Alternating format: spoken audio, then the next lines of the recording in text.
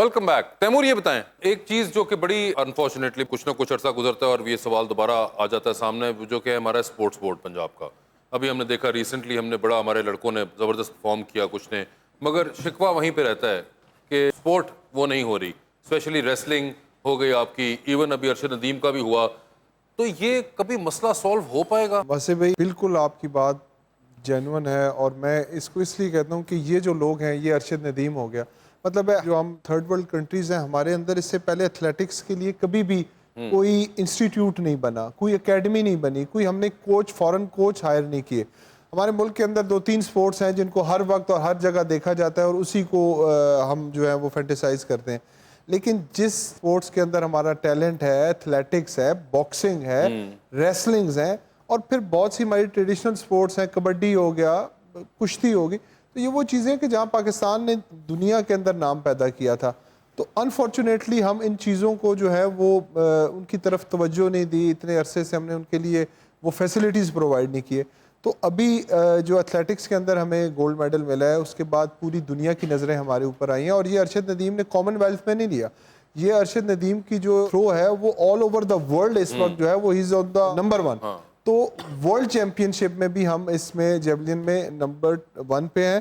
تو اس کے لیے اب ہم نے فوراً جو کام کیے ہیں, جو میں سمجھتا ہوں ضروری ہے کہ ہمیں ایتھلیٹکس کے لیے انفراسٹرکچر ڈیولپ کرنا اور فوراً کوچ ہائر کرنا, اکیڈمیز ڈیولپ کرنا, وہ ہم نے فوراً اس پہ کام شروع کر دیا. اور ہماری کوشش ہے کہ ہم ایٹ لیسٹ وہ اکیڈمیز بنا دیں, ہم وہ انفراسٹرکچر بنا دیں کہ ہمارے جو بچے ہیں فرام بگننگ 10 سے 12 سال کی عمر میں ہم اپنے بچوں کو ٹرین کرنا شروع کر دیں, تاکہ وہ پھر جب کسی لیول پہ جائیں تو ان کی ایک پراپر وہ پالش ہوئے ہوں, پراپر طریقے سے گروم ہوئے ہوں, نہ کہ کوئی بندہ خود سے ایک دم سے اٹھے اور آپ کو سننے میں ملے کہ فلانے بندے نے آپ کا ایک را ٹیلنٹ کے اوپر, یا پھر کوئی ایسے 2-3 جو کیسز ہیں جس میں کوئی افورڈیبل فیملیز تھیں جن سے ان کا تعلق تھا اور وہ کر گئے ہیں. یہ اب ان 2 چیزوں پہ تو نہیں انحصار کیا جا سکتا نا کہ کوئی لکیلی کسی بچے کو افورڈیبل فیملی میں پیدا ہو جائے, یا پھر کوئی ارشد ندیم کی طرح تھرو آگے کر دے. اسام الحق نے ٹینس کے اندر دنیا میں پاکستان کا نام روشن کیا, لیکن وہ ٹوٹلی اپنے انڈیپینڈنٹ طور پہ وہ افورڈ کر سکتا تھا ٹینس کو. اور ہمارے پاس بہت سے بچے ایسے ہیں کہ جو ٹینس کھیلتے ہیں لیکن اس فیسلٹی کو اویل نہیں کر سکتے, ان کے پاس وہ وسائل نہیں ہیں. میں نے آنے کے سب سے پہلے جو کام کیا واسف بھی, ہم نے اکیڈمیز لانچ کی, ہم نے ٹینس کی اکیڈمیز بنائی, ہم نے ایتھلیٹکس کی بنائی, تاکہ ہم بچوں کو گراس روٹ لیول سے پک کریں اور پھر ان کو ہم خود سے ٹرین کریں, ان کی رہائش, ان کی نیوٹریشن اور ان کی پراپر کوچنگ کریں, تاکہ ان کو پتہ لگے کہ ان کے ساتھ سپورٹس بورڈ کا ایک پورے طریقے سے اونرشپ موجود ہے, بجائے اس کے کہ ہم ایک بندے کو میڈل لینے کے بعد پھر ہم اس کے گلے میں جا کے اس کو ہار ڈالیں اور اس کے ہم کریڈٹ لیں, بجائے ہم خود اس کو تیار کریں اور دنیا میں اس کو ویسے یہ مونا جی, انفلوئنسر بننے کا خیال آپ کو کیسے آیا؟ مجھے فوٹوگرافی کا بہت شوق تھا, تو ادھر سے میں مطلب پکچرز وغیرہ لیتی تھی اور اس کو لائک اپلوڈ کرتی تھی. تو مطلب بیچ میں ایک بڑی زیادہ اس پہ مطلب لائکس آنے لگے اور مجھے لگا کہ میں لائک, تو آپ پکچرز کے اوپر لائک آ رہے تھے, آپ نے اپنی پکچرز کھینچنا شروع کر دی؟ اپنی نہیں, رینڈملی ہر چیز, کھانے کی ہو, کسی جگہ کی ہو, کپڑوں کی ہو. ہم نے سنا کہ آپ گھر میں بہت زیادہ سیریس رہتی ہیں, اس کی کیا وجہ ہے؟ نہیں, میں نہیں رہتی. اچھا جی, فیتھے کیوں ہو جائے؟ اچھا ایسی ہیں آپ, جیسی بھی ہیں بہت پیاری ہیں ماشاءاللہ. پیارا ہونا چاہیے انسان کو, آپ بھی پیارے ہیں. جی جی. تو آپ جتنی پیاری ہیں تو آپ تو سب کو پیاری لگتی ہیں, کوئی ہے ایسا شخص جو آپ کو بھی پیارا لگتا ہو؟ امی.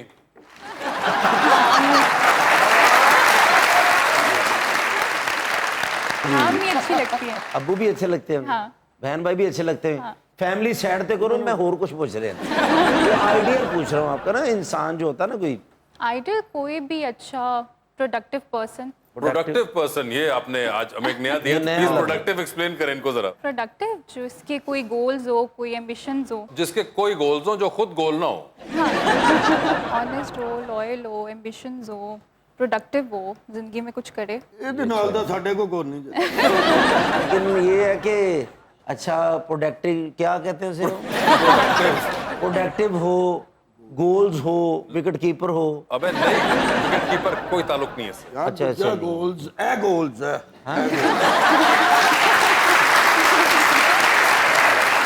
لیکن بزنس مین ہو یا سیاست میں ہو یا فنکار ہو, ماڈلنگ میں ہو, کوئی بھی فیلڈ ہو, اس میں ہو سکتے ہیں گولز نا آپ کے. اچھا آپ سچی بھی لگتی ہیں, اچھی تو ہیں, سچی بھی ہیں آپ, मैं आपको कैसा लगता हूँ? आप अच्छे हैं।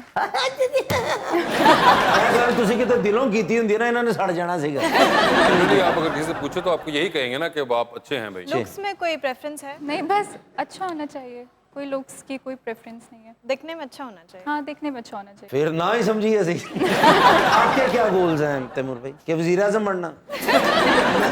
हम जिस फील्ड में हैं वहाँ पे हमारे गोल्स इस वक्त हमारी प्रायोरिटीज़ बन चुकी होती हैं, और वो प्रायोरिटीज़ आपकी जो होती हैं वो फिर आपकी ज़ात की हद तक नहीं होती, फिर वो कलेक्टिव हो जाती हैं, वो फिर इज्तमाही हो जाती हैं। गोल्स भी सोसाइटी के नज़र से आ जाते हैं। पॉलिटिकली इस वक्त इस मुल्क के जो हालात गुजर रहे हैं, मतलब उसमें आप महंगाई की बात करें, आप जिस तरफ देखें वहाँ पे हमें परेशानी और डिप्रेशन नज़र आ रहा है। अब ये रिसेंट फ्लड आया है जिसकी वजह से हमारे साउथ के तो हमारे पंजाब के 2-3 डिस्ट्रिक्ट्स में सफ़र किए हैं, लेकिन आप सिंध देख लें, बिल्कुल। तबाह हो चुका है पूरी तरीके से। बलूचिस्तान, मतलब जो वहाँ पे लोगों का ज़रिया माश था, जो उनका माल मवेशी था, जो उनकी जमा पूंजी थी ज़िंदगी की, वो तक उनकी लूट गई। उनके नज़दीक तो उनकी ज़िंदगी का मकसद ख़त्म हो गया। तो ऐसे ऐसे लोग जिनकी ज़िंदगियाँ सिर्फ़ और सिर्फ अपने बच्चों का मुस्तकबिल संवारने में गुजर गई हों, जब उनके गोल्स ख़त्म हो जाते हैं तो फिर आपको वो चीज़ सोचनी चाहिए कि इस मुल्क को एक ऐसी लीडरशिप की ज़रूरत है, इस मुल्क को एक ऐसी डायरेक्शन की ज़रूरत है कि जो इस मुल्क के अंदर मायूसियों और अंधेरों को ख़त्म करके एक उम्मीद की किरण दिखा सके, और वो ये कि इस मुल्क को एक ऐसी सिमत में लेके जाए जहाँ पे लोग ये समझें और ये तस्लीम करें कि हमारा मुल्क जो है इस वक्त एक सीधी डायरेक्शन पे चल रहा है, और इसकी लीडरशिप जो है वो एक नेक और दयानतदार इंसान के हाथ में। बहुत वैसे एक चीज मुझे बताएं तैमूर, हमने नोट की इस बार पिंडी से आप हो गए, वासिक कयूम हो गए, ये इस टेन्योर के अंदर बड़ा सामने आए हैं ये लोग जो कि लास्ट टेन्योर में नहीं थे एज कम्पेयर टू दैट। और वाज द रीजन के 25 मई को आप लोगों को एक्टिव देखा गया as compare to the other ones? Wasif भाई, ओवरऑल आप की बात इन अ सेंस इस तरीके से भी ठीक है कि हमारे पास क्योंकि जब 2018 के इलेक्शन थे तो आपकी पार्टी के अंदर